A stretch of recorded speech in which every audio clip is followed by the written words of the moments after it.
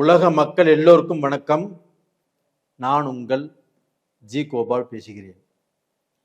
இன்னைக்கு பேசக்கூடிய பலன் மாத பலன்கள். மாத பலன்கள் வரிசையில் ஏப்ரல் மாத பலன்கள் ரிஷப ராசிக்காரங்களுக்கு எப்படி இருக்க போகிறது அப்படிங்கிறதா இந்த வீடியோவில் ரொம்ப டீப்பாக போய் பார்க்குறோம். அப்போ ரிஷபராசிக்கு கிரக அடைவுகள் பார்த்துட்டோம்னா, இப்போ மீனத்தில் குருவுடைய வீட்டில் சனி பகவான் இருக்கிறாரு, அதுபோக சூரிய பகவான் இருக்கிறாங்க, அதுபோக செவ்வாய் பகவான் இருக்கிறாங்க, அதுபோக புதன் பகவானும் இருக்கிறாங்க. அதுபோக மேசத்தில் சுக்கிர பகவான் இருக்கிறாங்க. அந்த சுக்கிர பகவான் ஏப்ரல் மாதம் 20ஆம் தேதி பெயர்ச்சியாகி ரிஷபத்துக்கே வந்துடுவாங்க. ரிஷபத்துக்கு 4ஆம் இடமான சிம்மத்தில் கேது பகவான் இருக்கிறாங்க. அது போக கும்பத்தில் ராகு பகவான் இருக்கிறாங்க. அந்த கும்பம் அப்படிங்கிறது 10ஆம் இடம். அப்போ டோட்டலாக பார்த்தீங்கன்னா குரு பகவான் ஆப்பட்டது உங்கள் ராசிக்கு 3ஆம் இடத்தில் இருக்கிறாங்க. இதுதான் இந்த மாத கிரக அடைவுகள். அப்போ இந்த மாத கிரக அடைவுகளில் உங்களுக்கு பார்த்தீங்கன்னா ஃபேவராக இருக்கக்கூடிய, அனுகூலமாக இருக்கக்கூடிய ஒரு அதீத நட்பு வாய்ந்த கிரகம் எது அப்படின்னா சனி பகவான். அந்த சனி பகவான் உங்களுக்கு 11ஆம் இடத்தில் இருப்பது யோகம். அந்த சனி பகவானோடு சூரிய பகவான், உங்களுக்கு 4ஆம் இடத்து அதிபதி சூரிய பகவான் இணைந்திருப்பது யோகம். அது போக உங்களுக்கு 5ஆம் இடத்து அதிபதி புதன் பகவான் உங்களுக்கு சனி பகவானோடு இணைந்திருப்பது, 11ஆம் இடத்தில் இருப்பது உங்களுக்கு அவ்வளவுக்கா சரியில்லை. ஏன்னா 5ஆம் இடம்ங்கிறது ஒருத்தருடைய புத்தி, ஒருத்தருடைய வளர்ச்சி, ஒருத்தருடைய முன்னேற்றம். அப்போ உங்களுடைய அதிகாரம், உங்களுடைய பவர், இது எல்லா விஷயத்தையுமே ஏதாவது ரூபத்தில் கெடுக்கும். அப்போ நீங்க அவசரமாக முடிவெடுப்பீங்க, இல்லை பார்த்தீங்கன்னா நீங்க கொஞ்சம் கேர்லெஸ்ஸாக இருப்பீங்க. இந்த மாதிரி சமயத்தில் உங்களுடைய பேரை கெடுப்பதற்கோ, உங்களுடைய புகழை கெடுப்பதற்கோ, உங்களுடைய வளர்ச்சியை கெடுப்பதற்கோ அந்த புதன் பகவான் அங்கே 11ஆம் இடத்துல நேச்சமாக இருக்கிறாங்க. இதை மட்டும் நீங்க ரொம்ப ஜாக்கிரதையாக பார்த்துக்கோங்க.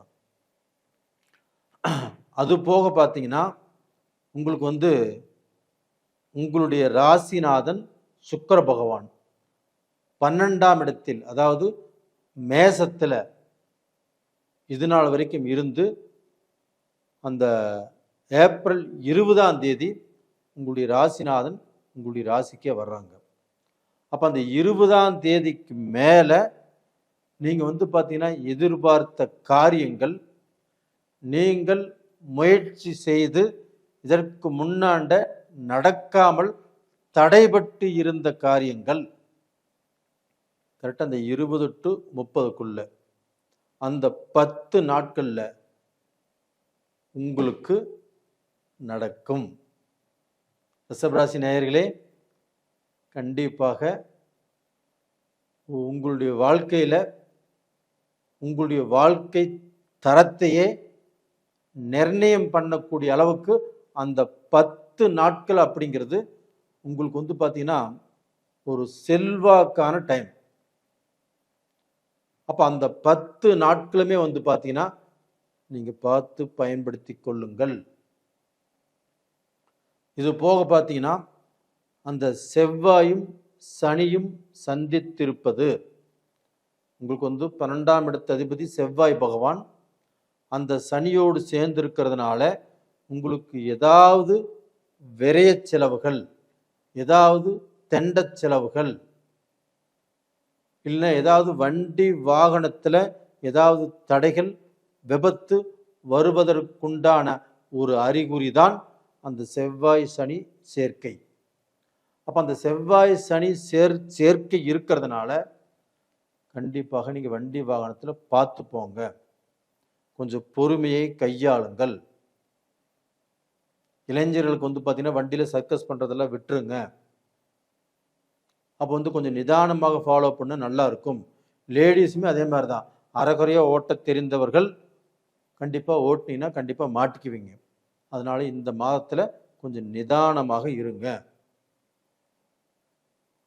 2வது பார்த்தீங்கன்னா 10ஆம் இடத்துல அந்த ராகு பகவான் இருக்கிறாங்க.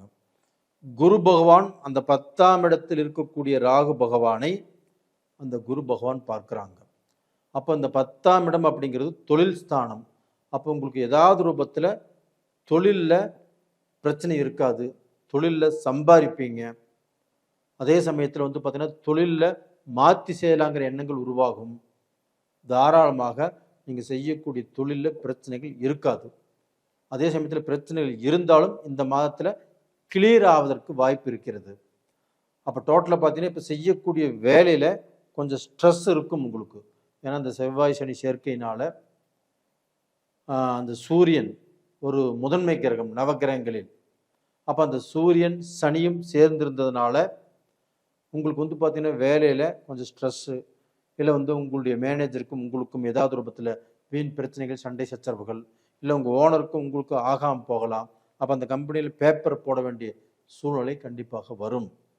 அப்படி பேப்பர் போட்டாலும் நீங்கள் வேறு கம்பெனிக்கு போனாலும் அடுத்து வரக்கூடிய பீரியடு உங்களுக்கு நல்லா இருக்கிறதுனால நீங்கள் நல்லா இருப்பீங்க.